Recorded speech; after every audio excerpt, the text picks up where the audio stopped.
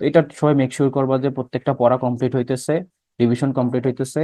কেননা প্রত্যেকটা class ready, materials ready, তোমাদের কাজ হচ্ছে পড়ে নেওয়া, সেই অনুযায়ী পরীক্ষা দেওয়া, নিজেকে জাজ করা। তো এইটাই আর কি। একটু কষ্ট করতেই হবে আলটিমেটলি, পরিশ্রম ছাড়া কোনো কিছু হয় না। আমি যদি ছোট করে আমার একটা কথা বলি, যে ধরো পোলাপান অনেক সময় বলে যে ভাই কত ঘন্টা পড়বো, কতক্ষণ পড়বো। তো নর্মালি এটা ডিপেন্ড করে হচ্ছে সিচুয়েশনের উপর অনুযায়ী, তুমি চাইলেই সবকিছু করতে পারবে না। কিন্তু লাইফে একটা জিনিস মনে রাখবা, যে তুমি যখন নিজে চেঞ্জ হয়ে যাবে না, সেটা অনেক স্মুথলি হবে।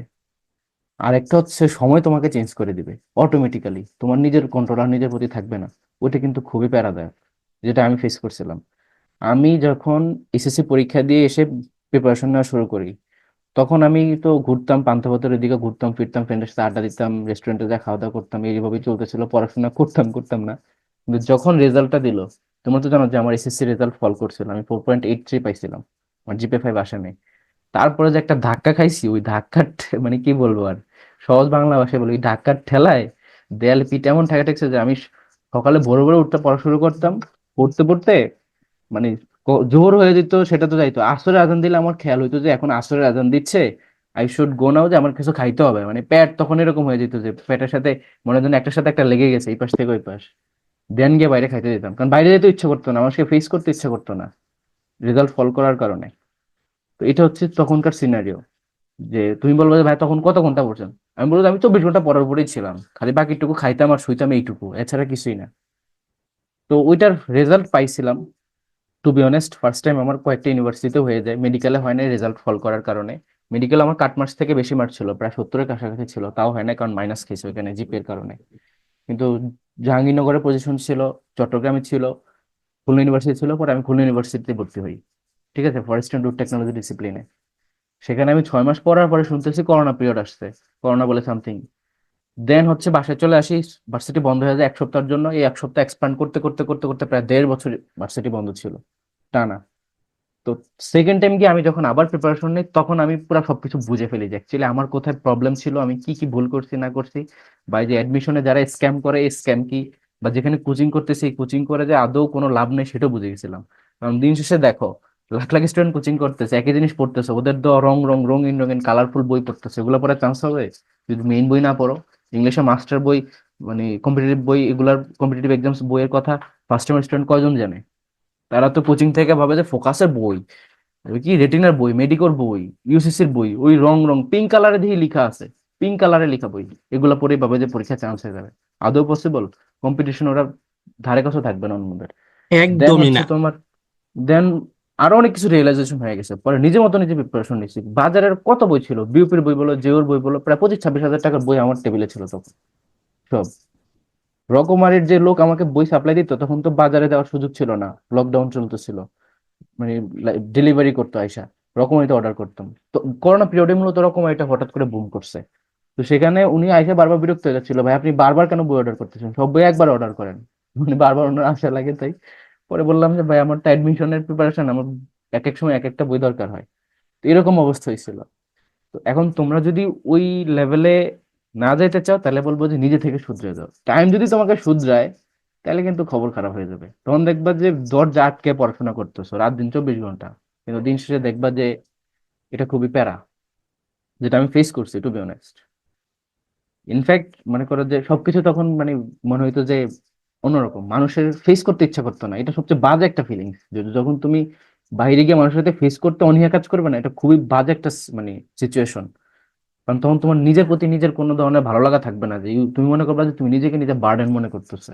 এই জন্যই তো বাইরে ফেস করতে ইচ্ছা হলো না। আমি রুম থেকে বেরোতাম না টু বি অনেস্ট। মানে আসরে আজান দিলে তখন বেরোতাম, গিয়ে হচ্ছে গিয়া ইয়াতে গিয়া খাইতাম, ওই যে সিপি আছে না, সিপি, সিপিতে গিয়া একটা চিকেন ফ্রাই নিয়ে খাইতাম। আর ওই খাওয়ার সময় ফোনে ওই যে ছবি তুলে নিয়ে দিতাম, খাইতাম আর পড়তাম বইয়ের মধ্যে। মানে এই ছিল অবস্থা। কিন্তু এত পড়াও দরকার নাই টু বি অনেস্ট। ঠিক আছে, এত পড়াও দরকার নেই, তখন তো দেয়ালে পিঠ থেকে গেছে তাই সেভাবে পড়ছি। বাট তোমাদের জন্য এখন অনেক কিছু স্মুথ আছে। এই, তো এটাই বলবো যে এখন থেকে নিজেকে শুধরে দাও, দেখবো ভালো হয়েছে সবকিছু। আর সেকেন্ড টাইম হওয়ার দরকার কি, যারা ফার্স্ট টাইমার তাদের যদি সুযোগ, এখনো তোমার দুইটা ইউনিভার্সিটি টপ নচ ইউনিভার্সিটি, এখানে যদি তুমি ল পাও, রাজশাহী ইউনিভার্সিটি, আর কি লাগে? খুলনা ইউনিভার্সিটিতে যদি বিবিএ বা হচ্ছে তোমার ল বা হচ্ছে ইকোনমিক্স বা ইংলিশ, এগুলো যদি চলে আসে, আর কি লাগে? বেস্ট ইউনিভার্সিটি, আমি খুলনা ইউনিভার্সিটি পড়ছি না, ওখানকার খাবার দাবার সেই অস্থির, শুধু পানিটা খারাপ। পানিটা একটু কেমন জানি ঘন ঘন, ভাল লাগে না আমার পানিটা, বাকি সব খাবার বেস্ট।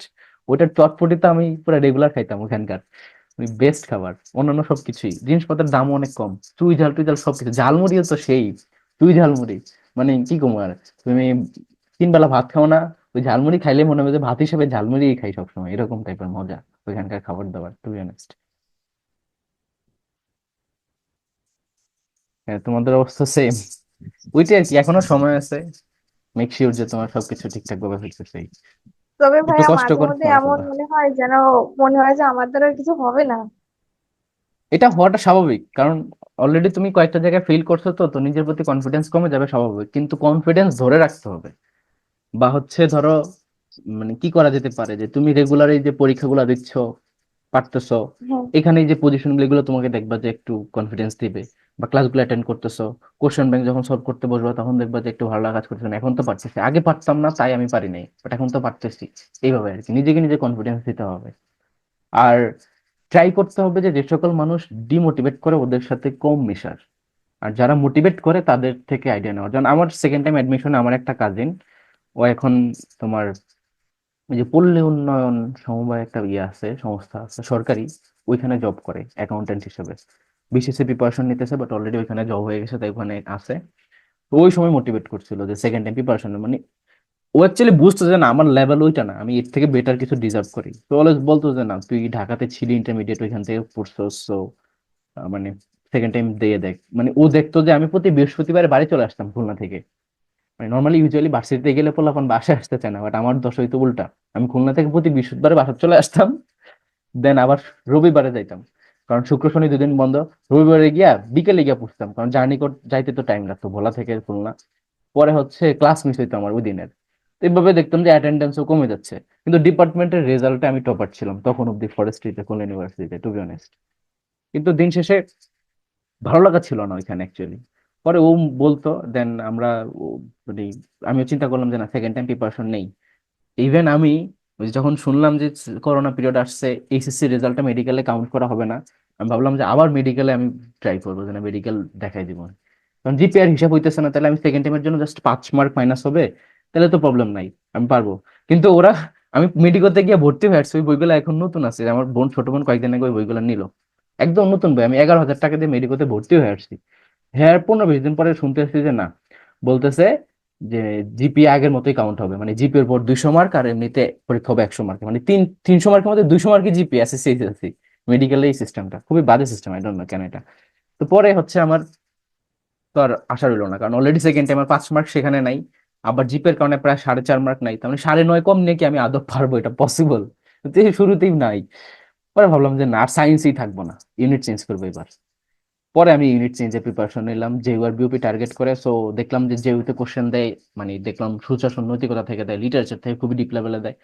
এখন কোচিং এ দেখতেছি জেইউর জন্য কোচিং করায় কে, বিউপির জন্য কোচিং করায় কে।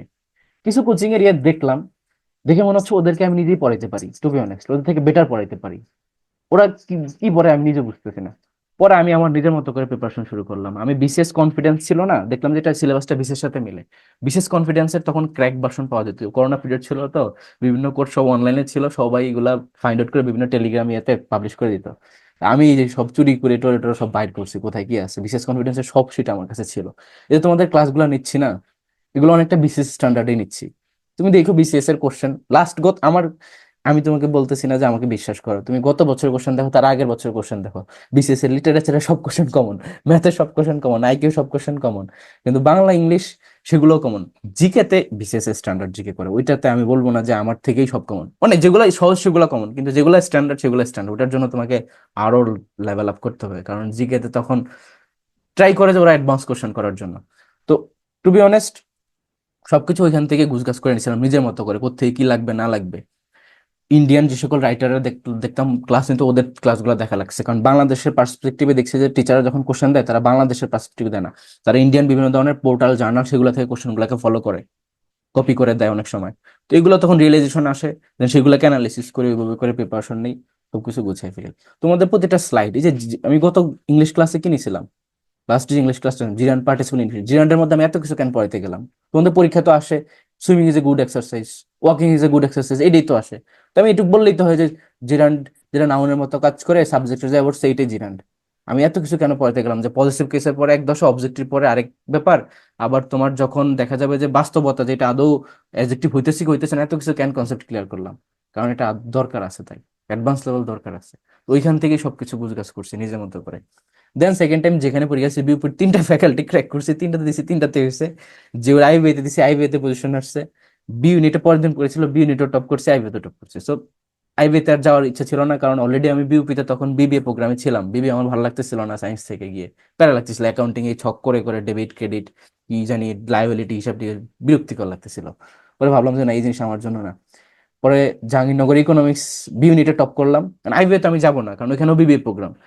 বি ইউনিটের টপ সাবজেক্ট ইকোনমিক্স।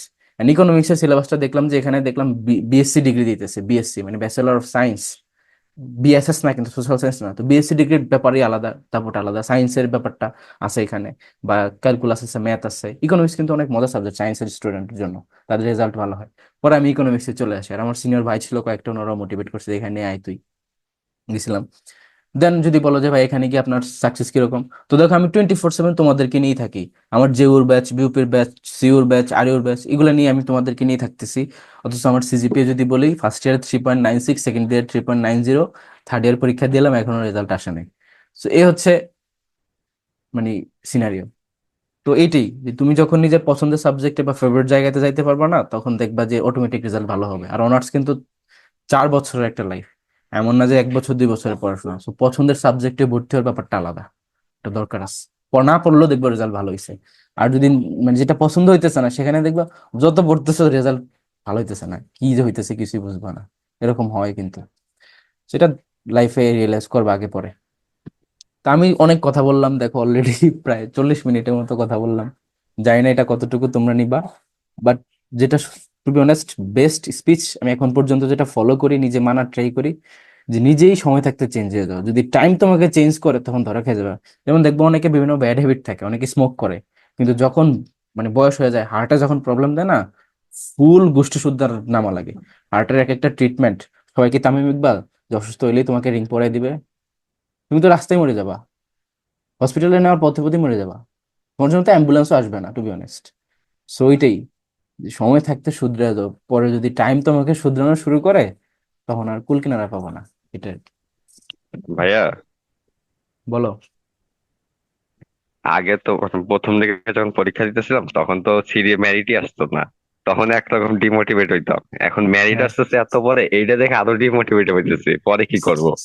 না মেরিট আসতেছে দ্যাট মিনস তোমাদের প্রিপারেশন ভালো হইতেছে, সেইটার মোটিভেশনের জায়গাতে না, যেন নেক্সট তুমি দেখো, তুমি এই যে পরীক্ষাগুলো দেওয়ার সময় তোমার মধ্যে এরকম একটা ফিলিংস আসার কথা যে আচ্ছা এইটা আমি পারতেছি না, বাট এটা আমার পারা উচিত ছিল। আমি কি এই যে এই জিনিসটা আমি রিভিশন দিয়ে আসি নাই, বা এইটা পড়তেছি না, এই এক জি মার্কের ভাইয়া। জন্য আমার মেরিটটা গেল, এটা হয় না? এটা জি হয়েছে ভাইয়া, না? তো এইটা প্রচুর হয়েছে। তো এইটাই যদি শুধরাইতে পারো না, যে না আমার তার মানে সবকিছু কি নিয়েই আমাকে যাইতে হবে, ব্যাগ এন্ড ব্যাগেজ সবকিছু নিয়ে আমাকে পরীক্ষার হলটাতে ঢুকতে হবে, তখন দেখবা যে তোমার আলটিমেট রেজাল্টটা ভালো হয়ে গেছে। বুঝতে পারছো?